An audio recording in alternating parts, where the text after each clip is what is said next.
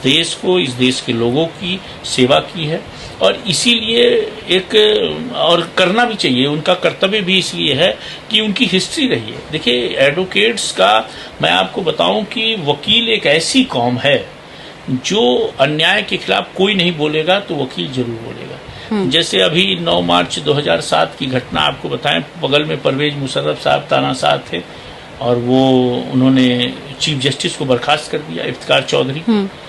कोई नहीं बोला, किसी की हिम्मत नहीं हुई कि सैनिक तानाशाह के खिलाफ बोल दे। कोई ब्यूरोक्रेट, कोई पॉलिटिशियन, वहां के फॉर्मर प्राइम मिनिस्टर, कोई नहीं बोल रहा था।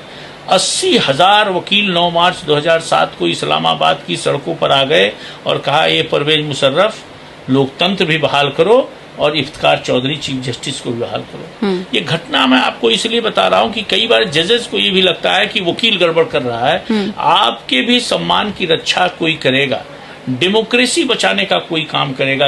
पाकिस्तान का मैंने उदाहरण दिया, हिंदुस्तान में ले लीजिए, अभी 50 साल हम लोग मनाए सन 77 के वो इमरजेंसी का। इमरजेंसी में कौन लोग जेल गए? जेठमलानी पे मीसा लगा, नारिमन ने एडिशनल सॉलिसिटर जनरल का पोस्ट छोड़ दिया, त्यागपत्र दे दिया। आप समझिए, हजारों की संख्या में वकील जेल गए, रविशंकर प्रसाद, अरुण जेटली, और निकल के कचहरियों से निकल के मीसा के खिलाफ, आपातकाल के खिलाफ, इंदिरा जी के खिलाफ आवाज उठाई और राजनारायण का मुकदमा लड़े इंदिरा जी के खिलाफ। और जस्टिस जगमोहन सिन्हा ने जब इलाहाबाद हाई कोर्ट में निर्णय दिया, इंदिरा गांधी देश की सबसे मजबूत प्रधानमंत्रियों में से थी और वो दिल्ली गई और नानी पालकीवाला देश के बड़े वकील थे, उनको एंगेज किया, लेकिन नानी पालकीवाला ने उनको दरवाजे से लौटा दिया कि हम आपका मुकदमा नहीं लड़ेंगे क्योंकि आपने इस देश में इमरजेंसी लगाई थी। तो मैं आपको ये कहना चाहता हूं कि किसी कौम के अंदर ये बूता या क्षमता नहीं है जो तो प्राइम मिनिस्टर को लौटा दे, सिटिंग प्राइम मिनिस्टर को फीस और फाइल के साथ। ये वकीलों के अंदर फीलिंग है और ये हर जगह। इसीलिए आज़ादी की लड़ाई में आप देख लीजिए, महात्मा गांधी, बाबा साहब भीमराव अंबेडकर ने दलितों की आवाज उठाई क्योंकि वो पेशे से वकील थे। और लोग भी दलितों में अत्याचार के खिलाफ आवाज उठाए, लेकिन जिस प्रभावशाली ढंग से बाबा साहब अंबेडकर ने उठाया, गोलमेज सम्मेलन को दोनों लोगों ने लीड किया, राजेंद्र प्रसाद हों और चाहे गुरु ये माधव ये मालवीय जी हो, आप हर जगह देखेंगे शिक्षा के क्षेत्र में काम किया।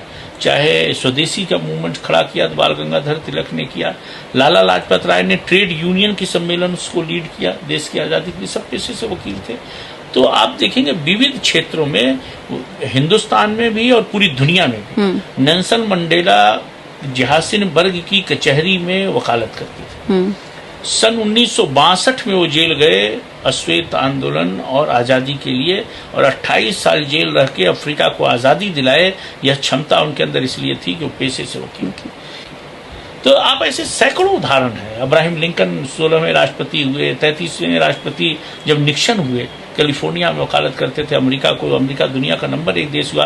पहला श्वेत राष्ट्रपति बराक ओबामा, वो भी पेशे से वकील थे। तो ये बात लंबी हो जाएगी, लेकिन मैं कहना चाहता हूं कि वकील अन्याय के खिलाफ लड़ता है और उसको लड़ना भी चाहिए। शायद इसीलिए इंडिपेंडेंट पेशा है और इसीलिए ये आगे बढ़